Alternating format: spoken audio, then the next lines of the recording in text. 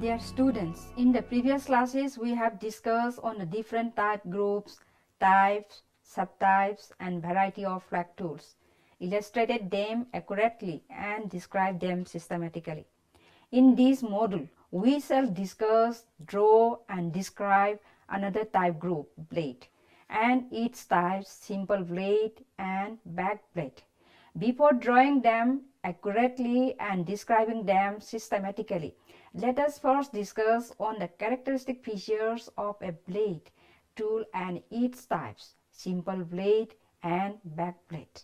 A blade is a parallel-sided, narrow, long flag, fairly flat and thin and often fairly large. This is a specific flag, the length of which exceeds twice its breadth, and the dorsal surface possesses at least two parallel flag skirts.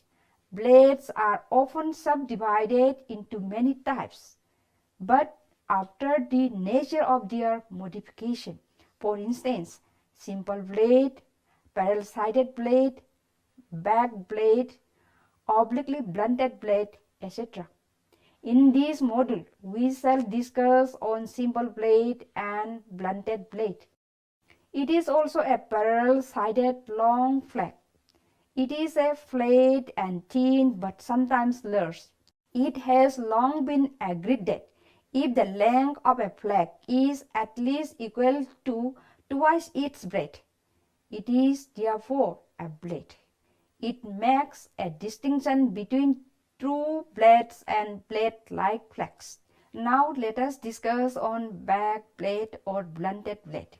It consists of an elongated narrow blade with more or less parallel sides. It is a flat and has a sharp cutting edge longitudinally. The opposite side of the cutting edge is back or blunted. An edge is said to be back or blunted when the continuous regular retouch applied to it is abrupt enough not to create new cutting edge. An edge can therefore be back by abrupt or semi-abrupt retouch. The usual procedures are: number 1, orientation of the supply tool; number 2, nature of presentation; number 3, needed instruments and materials; and lastly, the technique of drawing.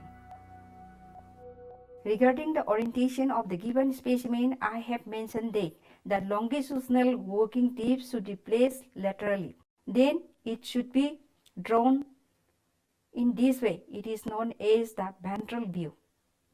It should come last. First, dorsal view, next, profile view, and lastly, the ventral view. In the case of a blade, you should examine where the longitudinal working tip lies. It should be placed lateral side, whether it may be left or it may be right. It should be placed like this, facing its longitudinal working edge towards its lateral side. And the cross section is also somewhat triangular in shape, because the ventral surface is represented by only one main flag skirt and the dorsal is represented by two flag skirts. The next point is nature of presentation. The three-dimensional supplied blade tool is represented by two-dimensional illustration. The boundary of the given artifact is illustrated by using a thick line. The edges are also represented by similar thick lines, whereas the exact shape, size, and the nature of the flag skirts, say large or small, deep or shallow, long or short, etc., are shown by using somewhat curved and more curved lines. Sometimes parallel straight lines are also employed to represent the broken portion, signs of stiff or resolve or control flagging, and the faceted striking platform, if these signs are present on the given specimen. Moreover, parallel straight lines are normally used to fill the spaces for every sectional drawings. Number third is the required and needed instruments and materials. In the laboratory of prehistoric archaeology section, each student is supplied a lithic blade tool, either simple blade or back blunted blade, along with a slide caliper, some pieces of plasticine, a scale, a copper wire, and a chalk stick by the department concerned. So now let us move to draw these tools, particularly this simple blade, and describe the techniques how to draw.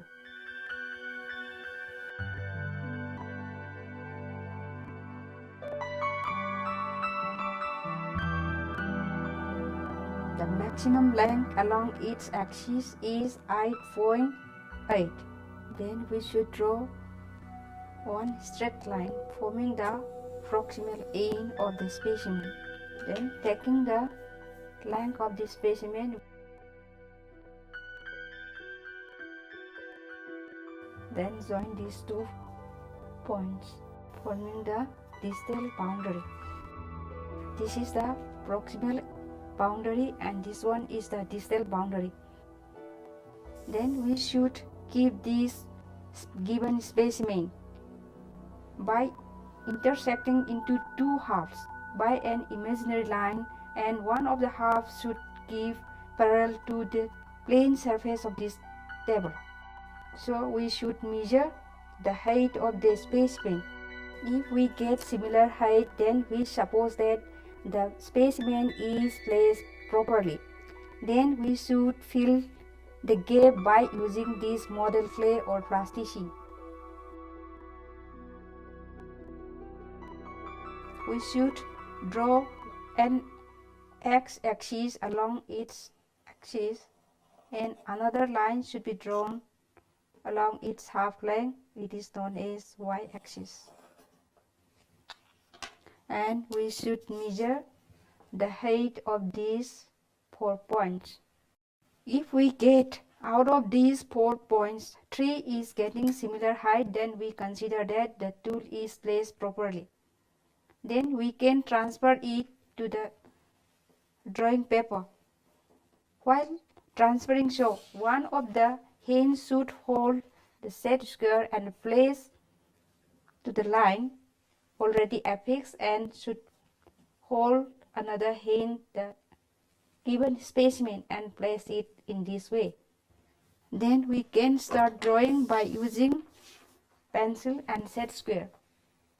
While drawing this outline by dot, we should mark the end points or starting points like this. Then we can remove this and place here properly and join the dots.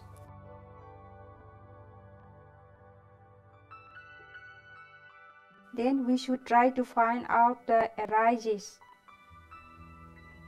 by rolling the chalk gently.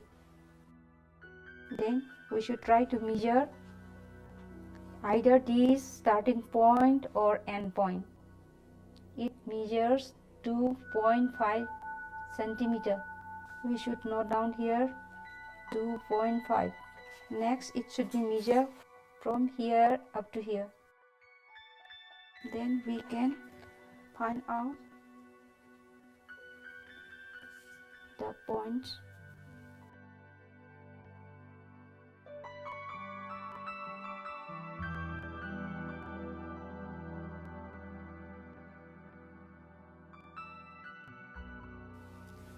Then we can join these 2 points. Then again join this, and another we can join in this way, and again we can join this, another one is going like. Then we can set. Here we find a step flagging area. This is the step flagging area. It should be represented by a triangular shaped structure. This should be represented by a triangular shaped structure.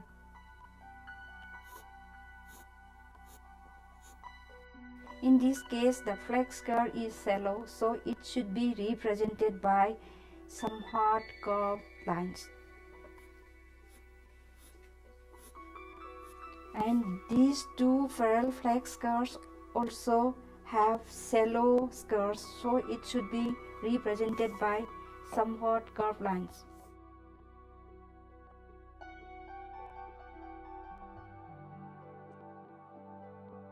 Thus we can represent these two parallel shallow flex curve is represented by somewhat curved lines, and this deep flex curve is represented by more curved lines, and this area is the step flagging area. This triangular area is filled up by using straight lines to show the area of the step flagging.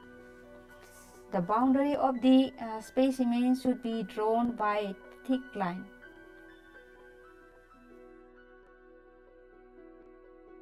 After completing this accurate dorsal view, now let us draw the profile view in this way.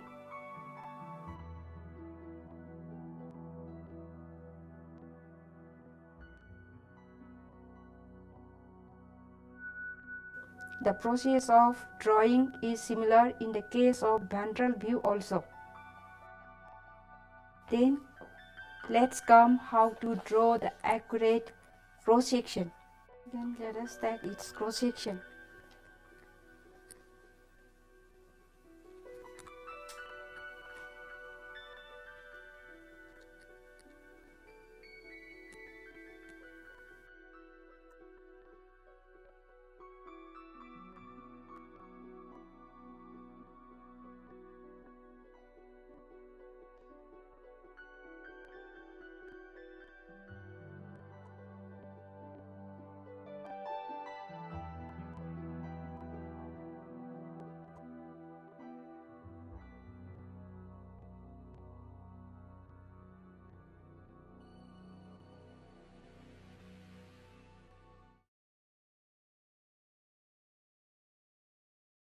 First of all, we have to note down this museum number or accession number to understand where from this specimen is collected or explored or excavated or even housed or exhibited. Next, we should have to mention the raw material. The raw material used for shaping or napping this given specimen is quartzite. Now let's come to its measurement. The maximum length of this specimen along its axis is 8.8 cm. Maximum breadth of this specimen is 4.2, and maximum thickness of this specimen is 1.6 cm. So we have noted the maximum length along its axis is 8.8 cm, maximum breadth along its half length is 4.2 cm, and maximum thickness along its half length is 1.6 cm respectively. About the state of preservation, it is slightly rolled and slightly patinated. The ridges become smoother and color is also changes, so we should describe it slightly patinated and slightly rolled. Now let's come to the general description. The given specimen is somewhat rectangular in shape, having 4 angles. It is a thin, flat tool. Regarding the dorsal surface possesses long parallel flex curve. The number of parallel flex curve is 2. And another short flex curves are also seen towards both ends, proximal and distal. The proximal end also shows sign of step flagging. The length of the specimen exceeds twice its breadth. Now let's turn to the profile view. The profile line is continuous and somewhat curved, continuous throughout the whole length of the specimen, but somewhat curved like this. Now turn to the ventral view. The ventral view is represented by one main flex curve and with a prominent bulb of percussion. A part of the striking platform is also seen here. Some part of the striking platform is also partly seen here. There is a prominent bulb of percussion is present towards the end of the ventral surface. Regarding the general description, the cross-section of the specimen is somewhat triangular in shape. The ventral surface is represented by only one main flex curve, and the dorsal surface is represented by two parallel flex curves. So it represents somewhat triangular type of cross-section. From the shape, size, and nature of the flex curves present on the specimen, the given specimen might have been produced by using pressure flaking technique. Now let us see what probable tool type.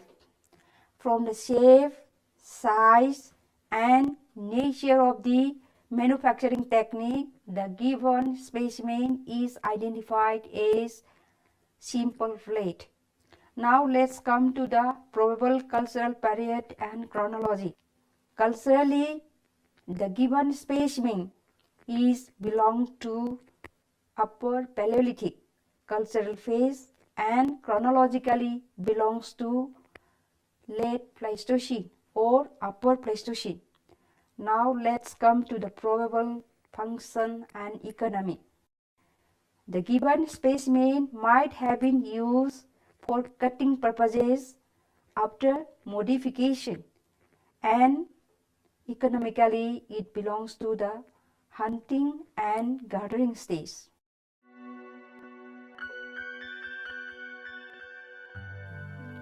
Dear students, now I would like to conclude with the following points. The procedures of systematic drawing of the blade tools are also similar to those core and flag tools. Likewise, the systematic description also follows the same procedures. The only difference is that they are differently described according to the shape, size, and nature of workmanship that ultimately led to the identification of different tool type along its different function and economy. Thank you all for patient hearing.